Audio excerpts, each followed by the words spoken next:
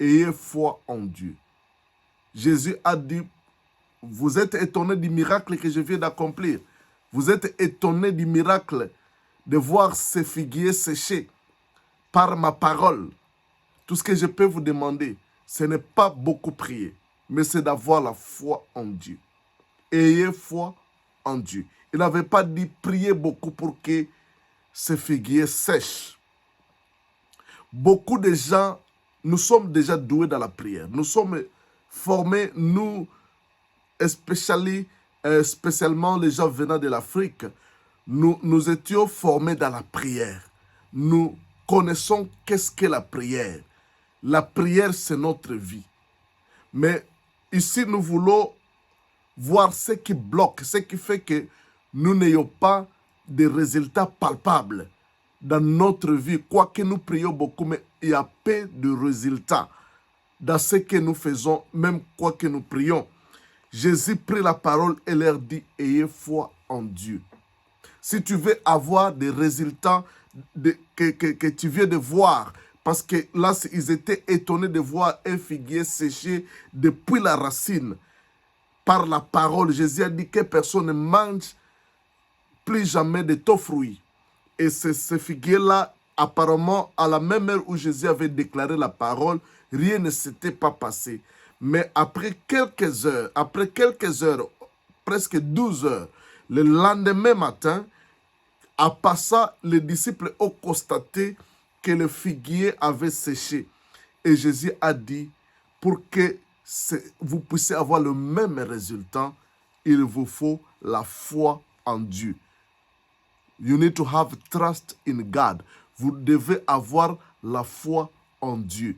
Bien-aimés dans le Seigneur, le message de la foi, c'est un message très important. Si tu veux voir des résultats dans ta vie, ce que tu dois fixer dans ton cœur, c'est la foi. Parce que beaucoup de gens, quand ils ne voient pas de résultats, ils augmentent leurs heures de prière. S'ils priaient 3 heures, ils augmentent 4 heures, 5 heures, 10 heures. Mais souvent, les gens sont frustrés, même quand ils prient beaucoup. Ils sont dans la pauvreté, ils sont dans les échecs, ils sont dans des problèmes, ils sont dans des difficultés, les choses ne marchent pas. Bien-aimés dans le Seigneur, ce n'est pas que Dieu n'écoute pas la prière. La prière, c'est notre communion avec Dieu. Mais bien-aimé dans le Seigneur, la Bible dit il faut que celui qui s'approche de Dieu croit qu'il existe et qu'il est le rémunérateur de ceux qui s'approchent de lui. Il faut qu'il croit, qu'il ait la foi. Et d'ailleurs, la Bible dit que sans la foi, il est impossible de plaire à Dieu. Il n'y a pas ce qui plaît à Dieu comme la prière. Quand Dieu voit un humain, un homme créé par le sable, par la poussière, avoir confiance à lui, une totale confiance, cela lui fait plaisir. Et d'ailleurs, Jésus aussi se posera cette question, est-ce que le jour de mon retour, est-ce que trouverai-je la foi sur la terre? La foi, c'est un élément important pour Dieu. Dieu compte sur la foi. Parce que la foi nous permet, la foi c'est comme une main qui nous permet d'accéder à Dieu.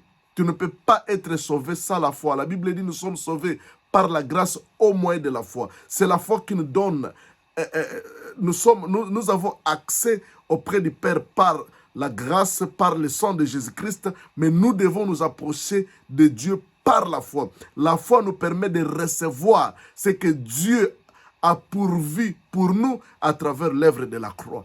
Bien-aimé dans le Seigneur, la foi te fait accéder aux promesses de Dieu. Les promesses de Dieu resteront nulles. Les promesses de Dieu ne te serviront de rien. Tu les chanteras, tu les répéteras, tu auras tous les versets à tête. Mais si tu n'as pas la foi, bien-aimé, tu n'auras pas de résultats. La Bible dit, si tu lis dans Hébreux chapitre 4, il y a quelque chose de très important. Laissez-moi lire là-bas. La Bible dit... Hébreux chapitre 4, verset 2. Cette bonne nouvelle nous a été annoncée bien qu'à eux. Mais la parole qui leur fit annoncer ne leur servit de rien parce qu'ils ne trouvaient point de la foi chez ceux qui l'attendirent. La Bible dit que cette bonne nouvelle, les gens de l'autre génération, de l'Ancien Testament, avaient attendu cette bonne nouvelle. Mais la Bible dit que la parole qui leur fit annoncer ne leur servit de rien parce qu'ils n'avaient pas trouvé en eux la foi. On peut prophétiser sur toi. On peut t'annoncer la bonne nouvelle. On peut te donner les promesses. Mais pour que les promesses de Dieu puissent avoir des effets dans ta vie, c'est lorsqu'il trouvera dans ton cœur la foi. La Bible dit la parole ne leur servit de rien parce qu'ils n'avaient pas trouvé la foi en eux.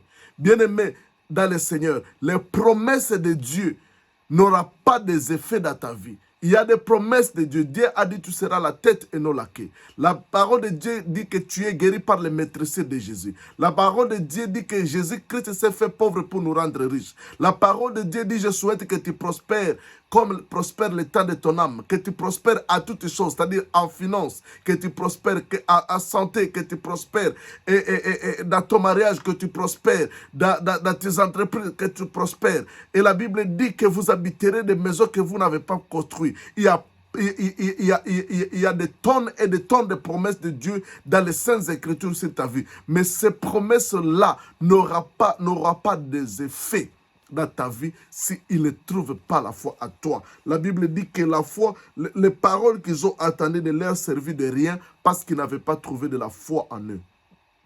Les prophètes, grands prophètes qu'ils soient, peuvent prophétiser sur ta vie et tu seras frustré et tu l'appelleras faux prophète disant que ce qu'il a prophétisé, ça n'a pas arrivé. Les problèmes, you need to fix your faith. Tu dois fixer ta foi. Si ta foi n'est pas au beau fixe, bien-aimé dans le Seigneur, tu seras frustré dans la vie chrétienne. La foi est tellement importante. J'ai un livre que j'ai écrit sur la foi. C'est parmi les livres, c'est mon premier livre que j'ai écrit et j'aime beaucoup ce livre sur la foi. Dans ce livre, j'ai dit ce qui suit. La foi est un élément vital dans la vie. Ceux qui l'ont découvert et maîtrisé ont eu une vie colorée des exploits. Bien-aimés dans le Seigneur, ceux qui ont découvert la foi, j'ai vérifié que la vie de ceux qui ont de bons résultats dans ce qu'ils font est le produit direct de la foi. Il y a des hommes de foi comme Chris Oyakhilome, comme David Oyedepo, comme Kenneth Copeland, comme Kenneth Hagin, comme d'autres grands hommes qui ont fait des exploits dans notre génération et même dans des générations, dans l'église primitive, dans des générations anciennes. Bien aimés, ceux qui ont eu de grands résultats, leurs résultats étaient le produit de la foi. Si Abraham a été accepté par Dieu et être appelé le père des nations, c'était à cause de la foi. La Bible dit Abraham crut en Dieu et il devait. Il crut en Dieu et il devait. Quand tu crois à Dieu, tu dois devenir. Tu veux devenir grand, tu veux devenir ce que tu désires être. Bien-aimé dans le Seigneur, tu dois fixer ta foi. Jésus a dit, ayez foi en Dieu. Si vous voulez voir des résultats, de voir un figuier sécher dans votre vie, vous devez croire à Dieu. Et Jésus dit, je vous le dis en vérité, si quelqu'un dit à cette montagne, ôte-toi de là et jette-toi dans la mer, s'il ne doute point dans son cœur, mais croit que ce qu'il dit arrive, il le verra s'accomplir. Jésus le dit, vous voyez le figuier séché, ce n'est pas grave. Il dit, ayez foi en Dieu. Si quelqu'un dit à cette montagne, oh, ici, ce n'est pas question de prier. Montagne, ôte-toi, montagne, sors d'ici. La Bible dit, si quelqu'un dit, il faut que tu déclares, il faut que tu dis, il faut que tu confesses, que tu déclares ce que tu veux voir. Et nous avons dit que la foi fonctionne par la confession. Il y a une énergie dans tes paroles. Une énergie. Il y a une puissance dans tes paroles. Mais ces paroles doivent être déclarées par la foi. La Bible dit, si tu dis à cette montagne, ôte-toi d'ici. Et si tu ne doutes pas dans ton cœur, mais tu crois dans ton cœur, c'est-à-dire que ces paroles puissent sortir d'un cœur rempli de foi. Et si tu ne doutes pas dans ton cœur, mais crois que ce que tu dis arrive. La Bible dit, ce que tu dis arrive. Tu le verras. Il faut quand tu dis, crois que c'est arrivé. Même si tu n'as pas encore vu les résultats physiquement et palpablement, à la même heure, tu dois croire que ce que tu as dit arrive. Si tu pries pour un malade, même si la personne continue à avoir des douleurs, même si physiquement par là, il n'y a pas de grands changements, il faut que tu crois que ce que tu dis arrive. Jésus dit, et je vous le dis en vérité, si quelqu'un dit à cette montagne, ôte-toi de là et jette-toi dans la mer, s'il ne doute point dans son cœur, mais croit que ce qu'il dit arrive, que ce qu'il dit arrivera. Il n'a pas dit arrivera, il dit, tu crois dans ton cœur que ce que tu dis vient d'arriver. Tu le verras. Il faut d'abord que tu crois, parce que la foi, c'est au présent. La foi ne regarde pas au futur. Quand je prie pour la maison, je dois croire que je l'ai reçu. Quand je prie pour l'argent, je dois croire que je l'ai reçu. Quand je prie pour une situation, je dois croire à la même heure et à la même seconde que j'ai reçu ce que c'est arrivé. Ce que j'ai dit, it is done. Je l'ai. Je sais que je vais demander. Mais beaucoup de gens prient.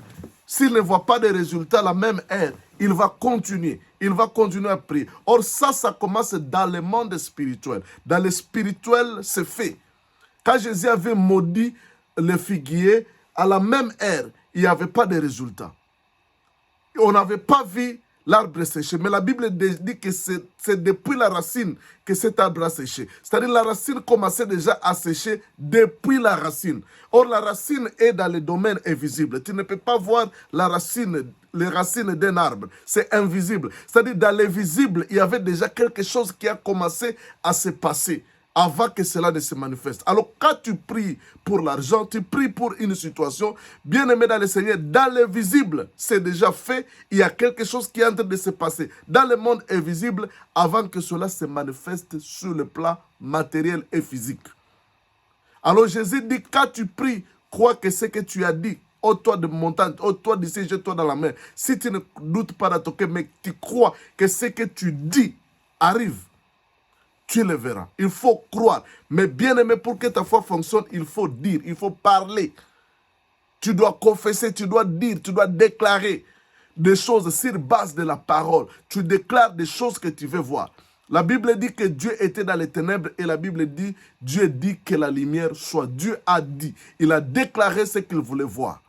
Il était dans les ténèbres, il y avait la surface, à la surface de la terre, il y avait des pêches ténèbres. Jésus, Dieu n'avait pas dit ténèbres, il a déclaré ce qu'il a voulu voir. Bien-aimé, déclare ta guérison.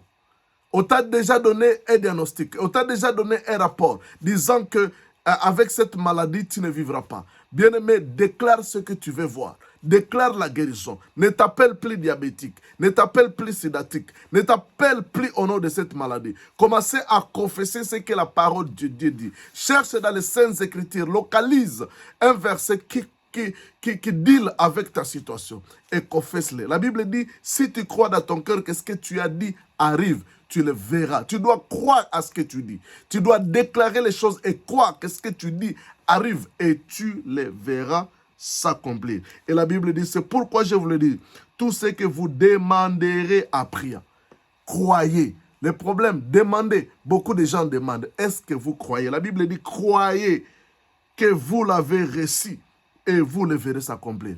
Beaucoup de gens prient et nous aimons la prière et j'aime que nous prions et nous devons monter dans la prière. Mais bien aimé, quand tu pries, tu dois croire que ce que tu demandes, que tu l'as reçu, même si tu ne l'as pas encore vu physiquement. Il faut croire dans ton cœur que tu l'as reçu présentement. I got it now. Je l'ai maintenant. Même si je n'ai pas encore vu ce bébé pour qui je prie. Même si je n'ai pas encore vu cette restauration de mon mariage. Même si je n'ai pas encore vu cette situation se décanter. Je crois que je l'ai. Dans le spirituel, dans le domaine spirituel, je l'ai. La Bible dit, tu les verras s'accomplir. Alors, bien aimé, tu veux voir un grand changement dans ta vie, fixe ta foi. Bien-aimé, la foi, c'est quoi? Dans ce livre que j'ai écrit, j'ai défini la foi comme être sûr de Dieu. Être sûr de Dieu et avoir la certitude dans les promesses de Dieu. La foi consiste à être sûr. Alléluia. Être sûr des choses qu'on espère.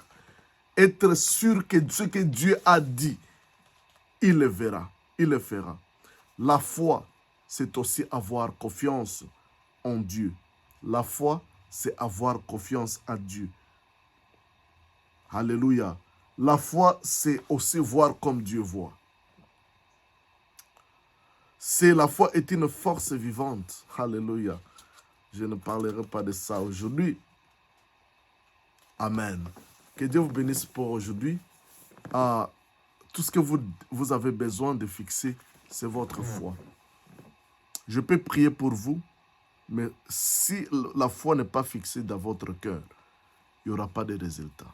Si tu veux voir des résultats dans ta vie, la Bible dit que c'est à cause de la foi que les anciens ont eu un bon témoignage. Hébreux chapitre 11, verset 2. Hébreux chapitre 11, verset 2. Tu veux avoir un bon témoignage, tu veux voir des résultats dans ta vie, les résultats dans ton ministère et dans chaque domaine de ta vie, tu dois fixer ta foi. Que Dieu te bénisse. Amen. Mon livre est là.